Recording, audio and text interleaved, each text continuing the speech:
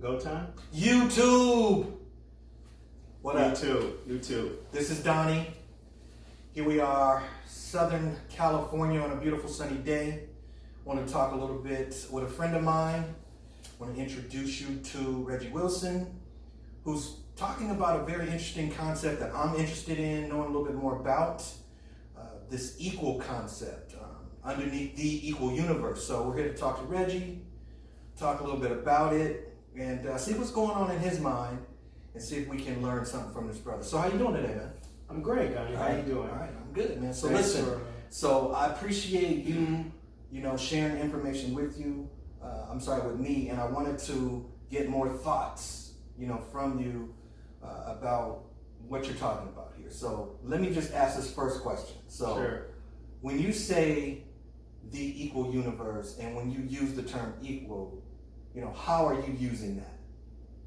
Well, basically what I'm doing, Donnie, is I am showing or demonstrating or giving a narrative as to the destination that we all inherently desire to live at. The one common thread that connects all human beings inherently is that at our deepest core, we all desire to be viewed, valued, and treated as equal. That's the one common thread that connects all human beings.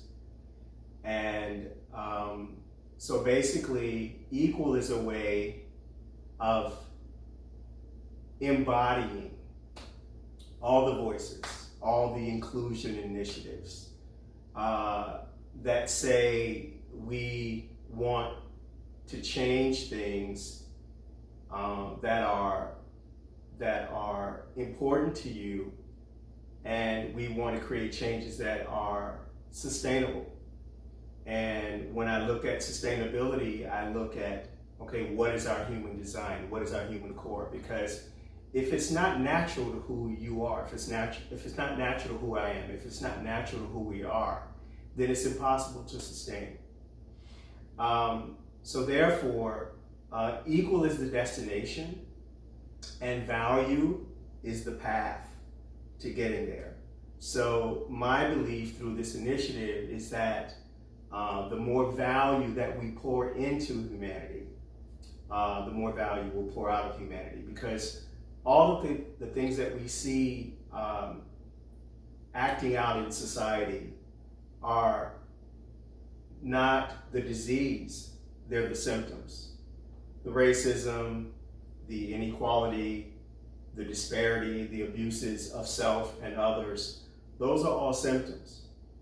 The reason why those things and why those components exist in our social construct is because of a lack of value. What we value, we tend to move towards a desire to protect it and to build it up. What we don't value, we tend to leave it vulnerable, and we either destroy it or we allow it to be destroyed. And it's interesting that you should say that, because I heard you say a minute ago, you're talking about what we desire inherently is all desiring to be equal, right? Correct. And then so you making that statement, it sort of makes the assumption that maybe everybody doesn't view themselves as equal. Absolutely. And so now here you are talking about symptoms, and I'd imagine what you're saying then is symptoms of where people don't value themselves, symptoms where people don't see themselves as equal. Correct. Therefore, now we're seeing a real manifestation of that. And now you're starting to put a label on it, where it's racism and other things. So can you talk a little bit more about that? Absolutely. Again, as I said, equal is the destination, but value is the pathway to it. And again, if you look at what is manifesting in society, what you see from the way that people view and assign value to themselves, the way they treat themselves, the stories they tell themselves, the narratives that they buy into about themselves, are all based in a "you are not valuable because" narrative. You're not valuable because you're black. You're not valuable because you're a woman. You're not valuable because you're too old, because you're too short, because your body type doesn't fit into someone else's socially constructed idea of what beauty is. So we've been socialized to believe and to embrace the idea of value absence. And so what you see manifesting in society is value absence. I oftentimes say that you can't pour water from a cup that has no water in it. Okay? So if I'm absent of value, by the time I get to you to engage with you, the only thing that I can pour out into that interaction is an absence of value. And that's what you see. I don't value you, so I'm going to bully you. I don't value you, so I'm going to violate you. I'm going to disparage you. I'm going to demean you. I'm going to compete with you. I'm not going to include you. So then are you seeing somewhat of a parallel between the way I treat you if I don't value you, right? So then are you seeing a parallel with maybe that I don't value myself? Absolutely. Because that's kind of what I'm hearing you say. Absolutely. That in order for me to bully you and not value you, ultimately I am sort of reflecting what's within, because I can't pour anything out of me that ultimately is not in me. Exactly. So what I'm pouring out of me is what I view about myself. Exactly. What's there is what we do. What we consume is what we project. You hear a song enough times, you start repeating the words. You know the beat. If you watch a movie enough times, you know your favorite dialogue parts. You can recite them at will. So, as our human design, we are consumers.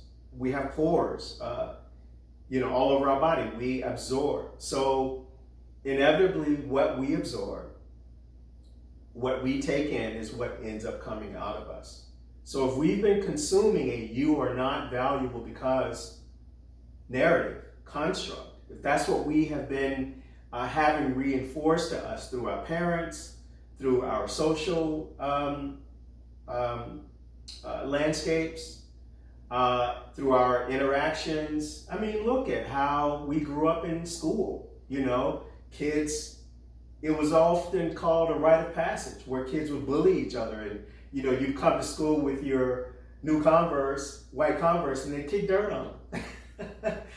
That's considered normal. That's normalized. But again, just in that interaction alone, you've got a dynamic where one child or one group of children is saying to another child, we don't value you.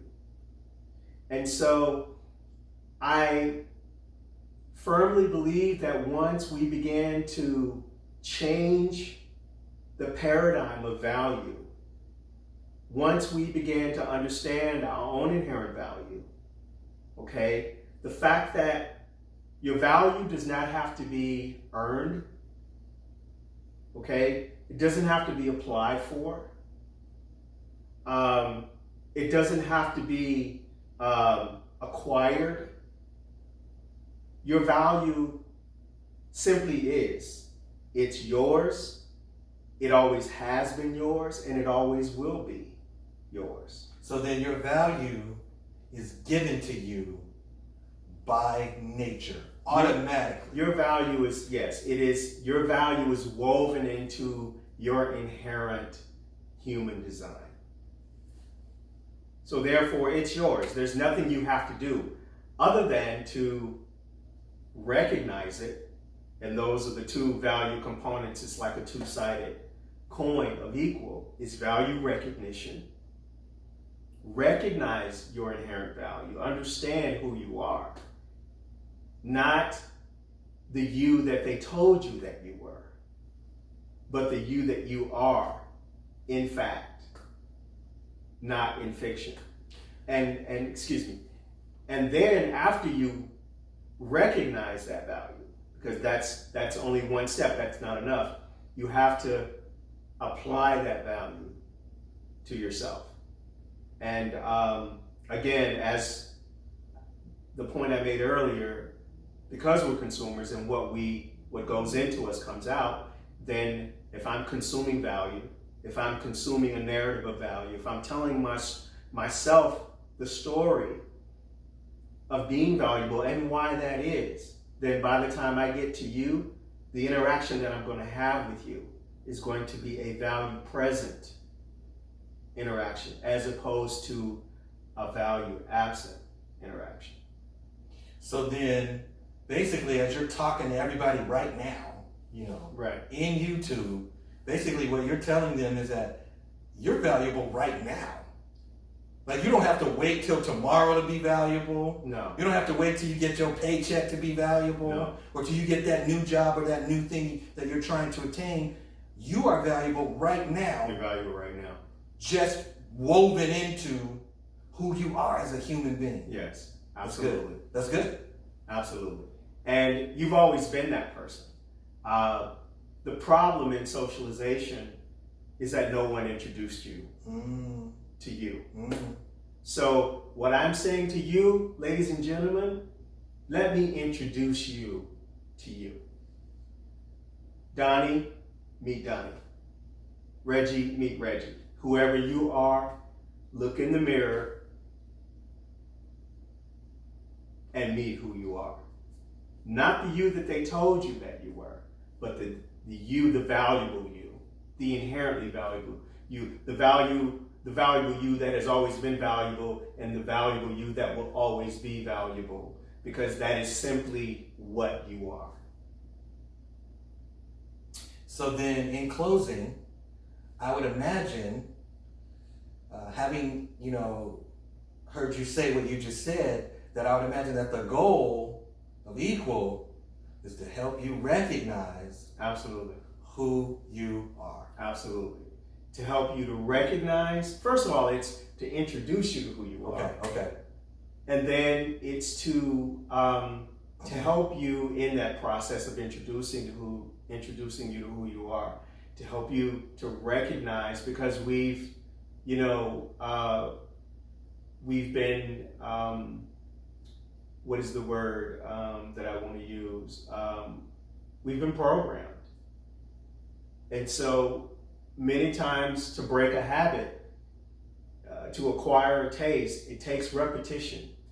Even for you to learn a song or a lesson or to ride a bike, you have to try a few times.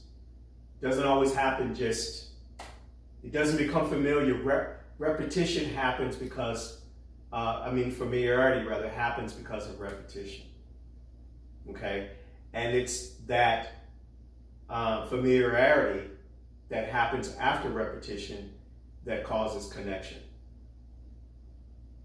Okay? And then once you connect, once you're locked in, then you navigate. Once you're locked into how to ride a bike, then you don't need daddy and mommy to hold it anymore. You can navigate that thing on your own. And so our objective with Equal, a global initiative, is to introduce people to themselves, to help them to recognize who they are, the value that they inherently have,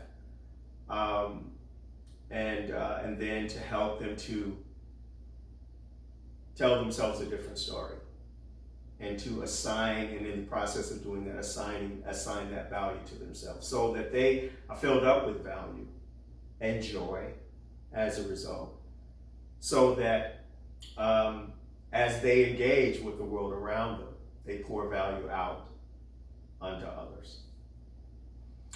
All right, everybody, YouTube, stay tuned as we engage more with Brother Reggie and his Equal initiative. Don't forget to hit that like button. Don't forget to hit that subscribe button. Please. We will have more conversations and take y'all through the steps of understanding your equal. Reggie Thank you Wilson. for joining us. You are valuable plus. Thank you for joining us. Stay tuned for more.